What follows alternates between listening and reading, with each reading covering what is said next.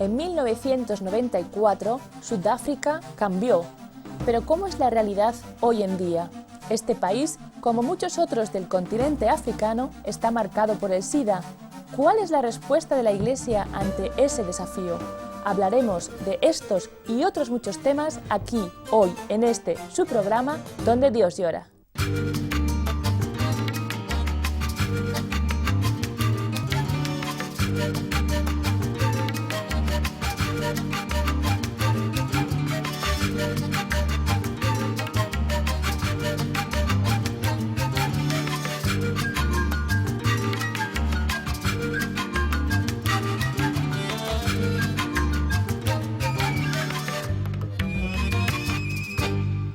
A pesar de un periodo de acertados cambios después del final del apartheid, Sudáfrica lucha con grandes problemas: desempleo, sida y ruptura familiar.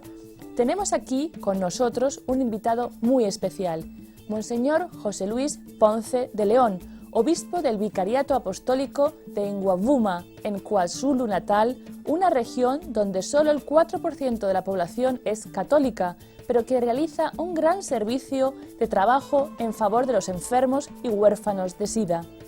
Monseñor, bienvenido a nuestro programa. Una alegría poder compartir con ustedes este momento. Usted nació en Argentina en 1961 y hoy en día está viviendo en Sudáfrica. ¿Cómo llegó hasta allí? Soy misionero de la Consolata. Conocí la congregación en la década del 70 y por primera vez fue como abrir los ojos a una dimensión de la iglesia que yo no conocía, que era el trabajo misionero de la iglesia. La congregación es específicamente para el primer anuncio del Evangelio, así que desde el comienzo era claro que iba a ir a trabajar o en África o en Asia. Y así fue que en 1993 fui destinado a trabajar en Sudáfrica, donde llegué el año siguiente. Y entonces usted llegó a Sudáfrica en una época muy importante para este país. Un poquito después fue que Mandela salió presidente de la nueva Sudáfrica. ¿Cómo fue esa época? ¿Cómo la recuerda usted? Yo siempre sentí que fue una gran bendición haber podido llegar a Sudáfrica en ese momento, porque en Sudáfrica se esperaba prácticamente una guerra civil.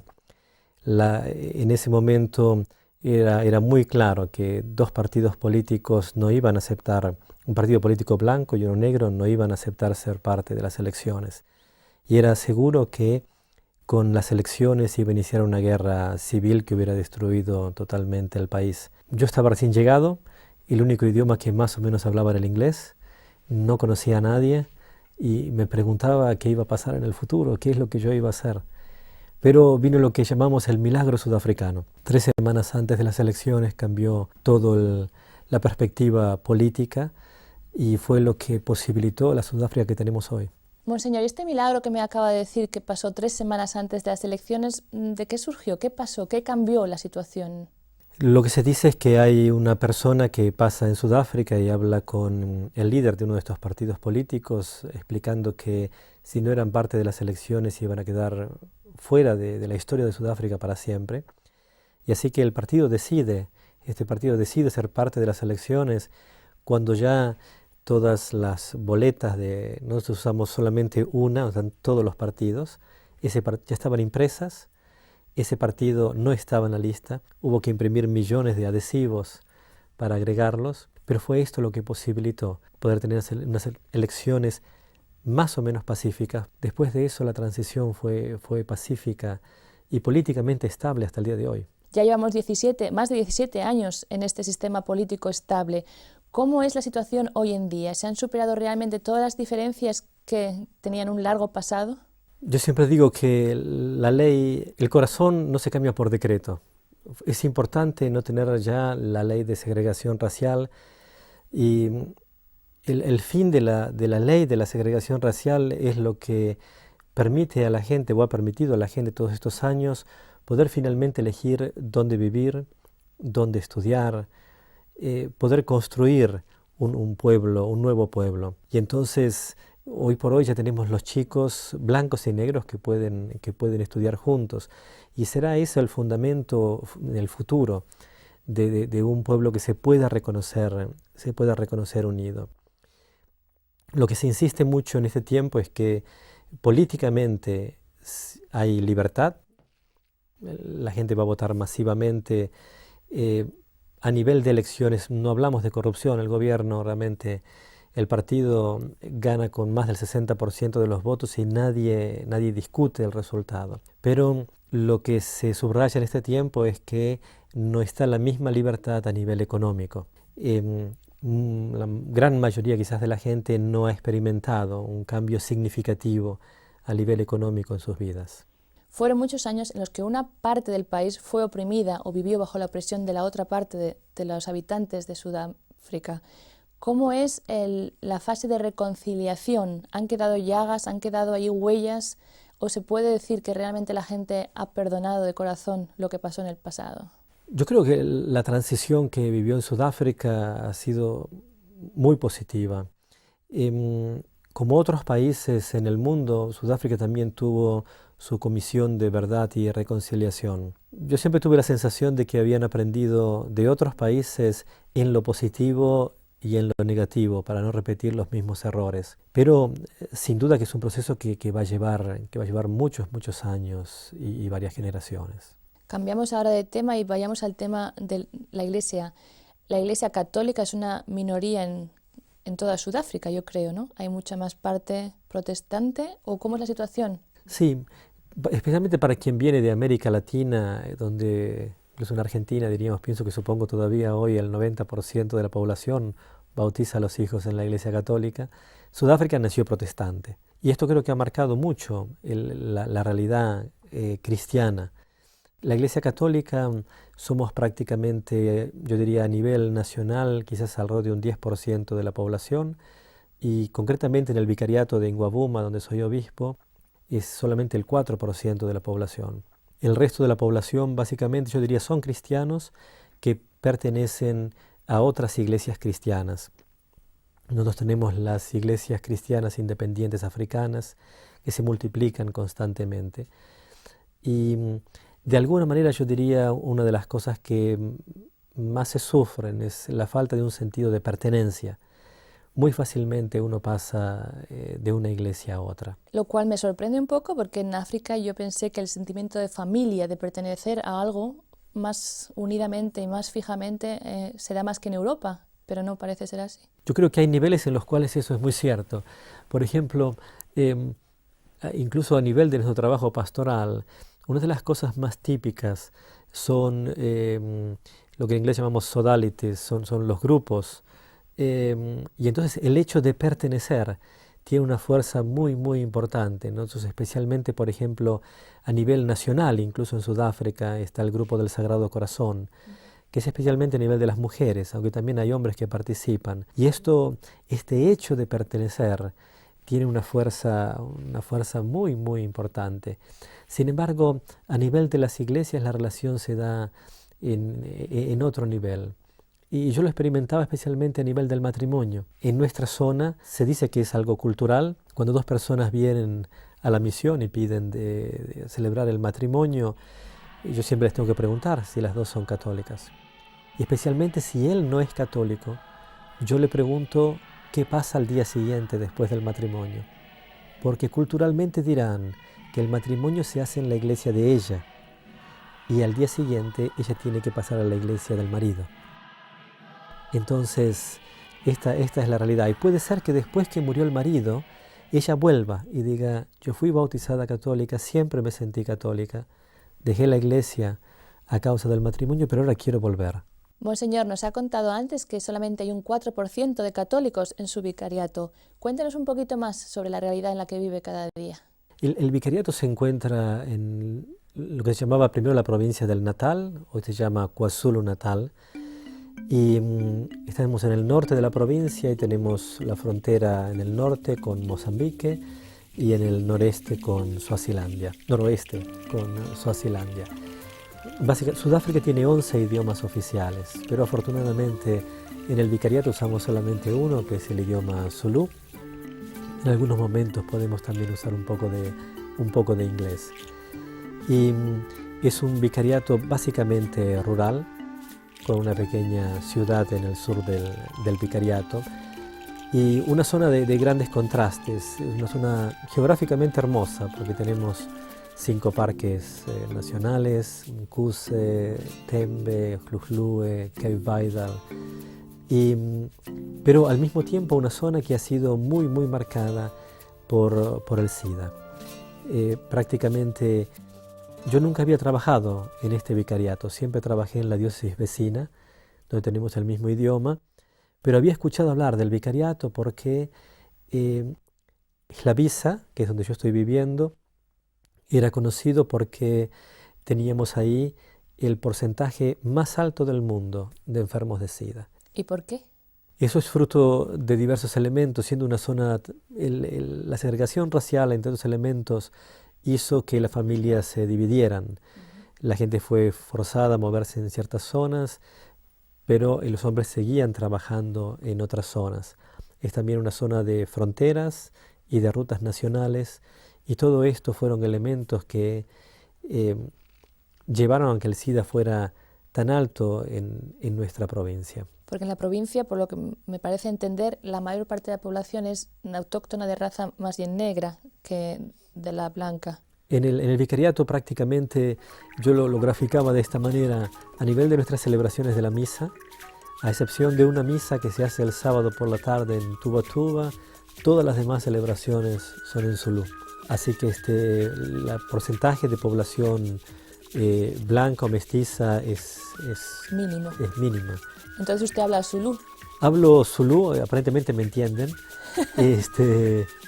Yo cuando llegué como obispo, una de las cosas que le decía a la gente fue, si no me entienden, díganmelo, porque normalmente por respeto pueden decir siempre sí, y a lo mejor no tuvieron la menor idea de lo que estabas diciendo. Pero nos podemos comunicar bastante bien en Zulú. El Zulú es un idioma muy lindo. Quizás solo como curiosidad, no vamos a hablar mucho del idioma, pero díganos, por ejemplo, Padre Nuestro, que estás en los cielos en Zulú. Baba Wetu Osezuluini. Realmente suena muy bonito, muy melodioso, ¿verdad? Es muy melodioso. Y entonces, por lo que me dice, hay que aprender el idioma, pero ¿tiene usted sacerdotes nativos, dijéramos? ¿Cómo es la relación? ¿Tienen vocaciones o son muchos venidos de fuera? El vicariato vive una situación muy particular. En este momento, especialmente ahora, tenemos más sacerdotes diocesanos que religiosos. Yo veía este elemento. Que no es lo normal, por lo que me está comentando. No es lo normal. Muchas veces tenemos más religiosos, y especialmente para un vicariato, que se considera siempre una zona donde la iglesia todavía tiene que asentarse. Pero es una zona, yo creo, que donde Dios ha llamado especialmente a los jóvenes, porque no solamente, digamos, yo tengo 14 sacerdotes en todo el vicariato, y 8 son diocesanos, pero incluso 2 o 3 de los religiosos son también nacidos en la zona.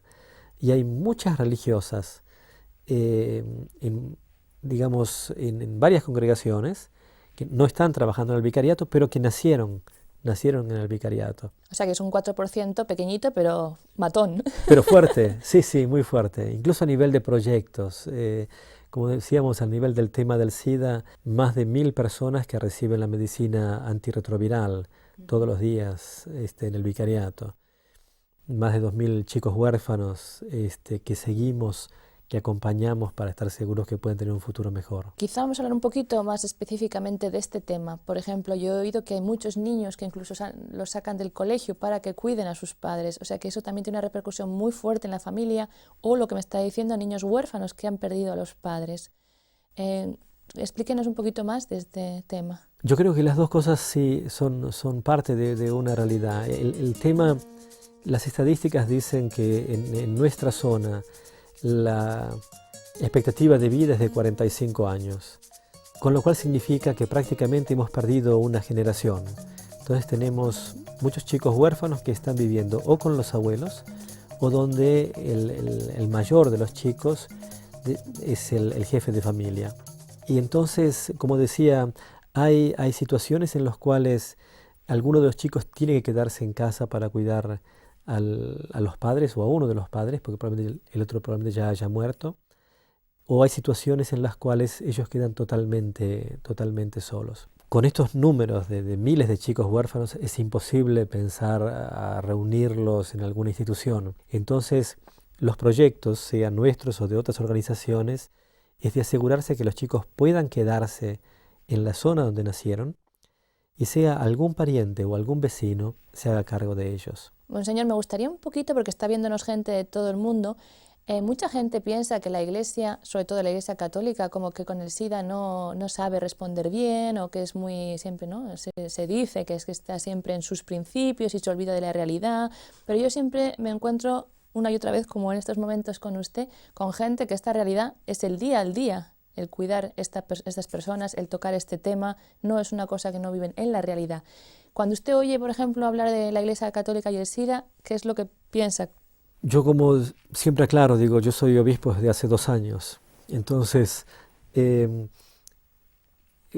porque siempre digo que creo que los obispos sudafricanos en los últimos 12 años tuvieron una intuición espectacular, pensando de crear una oficina que pueda coordinar todos los proyectos a nivel nacional. Yo creo que todo lo que se hizo a nivel del SIDA en los últimos 10, 12 años no hubiera sido posible si alguien no se hubiera preocupado de coordinarnos y de buscar las ayudas. Porque la Iglesia desde el primer momento buscó de responder a esta situación. Inicialmente era la primera emergencia. Es decir, en nuestra zona, cuando decimos un 30-40% de la población, significa que en todas las familias hay o hubo un enfermo de SIDA. Todas las familias fueron afectadas por esta realidad del SIDA. Y estamos hablando de 10, 12 años, quiere decir que no teníamos todavía tratamiento, no había medicina antirretroviral. Así que era el hecho de poder visitar, descubrir los enfermos, estar cerca de ellos. La dimensión religiosa es muy importante para ellos, así que era el hecho de rezar juntos, de sostenerlos emocionalmente, de ayudarlos a experimentar que Dios no los abandonó, que Dios los sigue acompañando en ese momento, cuando a veces la misma familia los ha rechazado. Pero después venía la realidad de los huérfanos. Pero digamos, un poco yendo a la pregunta, el gran desafío es cómo acompañar a los jóvenes. Y entonces nació todo el proyecto de Educación para la Vida, que no era solamente dar a los jóvenes información. La presión social entre los jóvenes es tan fuerte que aunque ellos hayan entendido cómo protegerse de esta enfermedad, a veces debido a la presión social no eran capaces de tomar ciertas decisiones. Así que fuimos creando grupos de educación para la vida, para que ellos puedan sostenerse y asegurarse de poder construir un futuro. Yo creo que la Iglesia realmente, al menos en Sudáfrica, ha trabajado en los últimos 10 años a todos los niveles. Me imagino, por lo que me está contando, que el tema de la muerte debe ser un tema muy cercano, porque se me está diciendo que en cada familia hay enfermos de SIDA, deben estar muy confrontados con el tema de la muerte. ¿Cómo reaccionan, o dijéramos, cómo influye eso en la vida del pueblo sudafricano? En Sudáfrica, al menos yo hablo de la zona donde yo estoy, para ser más preciso, prácticamente todos los entierros se hacen el sábado. Si uno muere el lunes, va a ser enterrado el sábado. Si uno muere el jueves, va a ser enterrado el sábado de la semana siguiente. Entonces es un momento en el cual toda la comunidad se reúne y los que viven lejos viajan para poder estar presentes. Solo que el tema del SIDA afectó tremendamente la realidad de la familia. Incluso yo pensaba hace pocos días, un joven que yo conozco me comentaba que murió uno de sus hermanos, y yo ya perdí la cuenta de cuántos hermanos murieron en esa familia. Y conozco a su mamá, que es una catequista de una de nuestras misiones, y yo creo que hay momentos en los cuales ellos se preguntan ¿por qué? ¿Por qué? Es decir, ¿por qué si nosotros tratamos de vivir nuestra fe? Son estas preguntas normales que nacen en el corazón de la gente. Me acuerdo en otra comunidad donde uno que fue el presidente del consejo parroquial, fiel siempre en la celebración de la misa todos los domingos, pero le costó a un cierto punto seguir yendo por el hecho de que uno a uno cada uno de sus hijos fueron muriendo a causa del SIDA. Pienso incluso en uno de estos voluntarios que acompaña a un enfermo de SIDA, especialmente hace unos años, y una persona muy, muy frágil que logramos poner en un hospicio y 2 días más tarde murió. Y esta voluntaria me dice, ¿por qué murió? Y ella había estado con esta persona todo el tiempo, la visitaba diariamente, le daba de comer, la lavaba, le limpiaba la pieza, veía que estaba tan frágil. Pero sin embargo, vivía siempre con esta esperanza de que la muerte no llegara. Y bueno, como el hospicio era un hospicio católico, digo, vos pensá, digo, al menos que por 3 días ella pudo reconocerse querida en un modo especial, con gente que la acompañaba constantemente y que de alguna manera murió con una dignidad que no tenía. Debe ser difícil transmitir un mensaje de esperanza cuando constantemente se pone en prueba esta esperanza, pero por otra parte la fe ahí puede jugar un papel muy importante, me imagino. Sí, como digo, todos estos elementos, siempre digo, cuando comenzamos los proyectos de SIDA empezamos pensando que era visitar a los enfermos. Y fue una cadena de cosas que no terminaba, que no termina nunca. Y entonces fue ahí cuando, como decía, transmitir esperanza es muy importante, pero a un cierto punto a uno le faltan las palabras. Un sacerdote que trabajó en una misión por 9 años me decía, yo ya no sé qué predicar cuando voy a un entierro. Pero el otro elemento es esto, nos dimos cuenta que no bastaba acompañar a los enfermos, teníamos que acompañar a los que acompañaban a los enfermos. Y entonces regularmente tenemos que reunir a estas personas que visitan a los enfermos por 1 o 2 días, sea para que ellos puedan contar también su historia, los que están viviendo, un poco como hacía Jesús, ¿no? Que llevaba a los discípulos en un lugar tranquilo para que fueran también a descansar con Él. Y ellos también, que puedan retomar fuerzas y retomar incluso desde la fe todo el servicio que están prestando en la comunidad. Monseñor, uno se pregunta cuando escucha su situación, ¿cómo puedo yo ayudarle? ¿No? Yo estando donde estoy, quizá en Latinoamérica, quizá en Europa, quizá en los Estados Unidos, ¿cómo puedo ayudarle desde mi casa, ahí donde estoy? Son siempre varias dimensiones. Yo creo que la primera es la dimensión de la oración. Yo más de una vez visitando ciertas comunidades o cuando vuelvo a Argentina, yo digo que muchas de las cosas que podemos hacer hoy es fruto de la oración de tanta gente que nos acompaña cada día. Yo pienso que si el vicariato hoy tiene incluso tantas vocaciones, yo creo que mi vocación nació un día. Yo creo que la primera vez que pensé en ser sacerdote fue uno de esos domingos, el domingo del Buen Pastor, que es la jornada de oración por las vocaciones. Y yo creo que es una imagen que me quedó. Y yo creo que acompañar con la oración desde cualquier parte en el mundo que uno esté es un elemento muy, muy importante. Como decíamos, viviendo cada día en esta lucha entre la vida y la muerte, poder mantener la fe en un contexto difícil. Yo creo que necesitamos la oración de una iglesia que se siente una desde cualquier parte del mundo. Y después, sin duda, claro, tenemos también muchos proyectos que son posibles gracias a la ayuda chiquita y grande que nos llega desde cualquier parte del mundo. Poder asegurarnos que los chicos puedan ir a la escuela, que no les falte la comida, poder asegurarnos que los enfermos puedan ir a la clínica hasta el nivel de la medicina antirretroviral. Nuestra zona es una zona que no tiene, donde no todos tienen acceso al agua potable. Entonces estamos pensando en ver incluso cómo hacer para construir pozos que puedan dar acceso al agua a las familias. Es muy típico ver entre nosotros las jóvenes normalmente con el balde de agua en la cabeza que traen agua del río para llevar a la casa. Así que, y somos conscientes, siendo una zona donde el desempleo es altísimo, donde el SIDA nos ha devastado, que dependemos incluso de ayudas económicas que vienen de todas partes del mundo.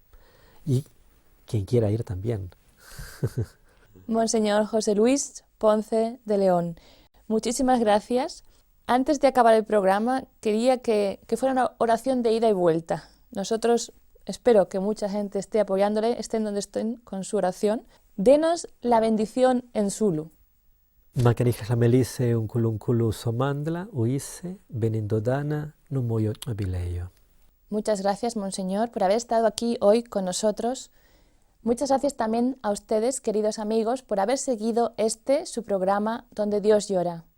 Y si desean más información o quieren ayudar a la Iglesia en cualquier parte del mundo, no duden en contactar la dirección que van a ver ahora mismo al final de este programa. Hasta la próxima semana.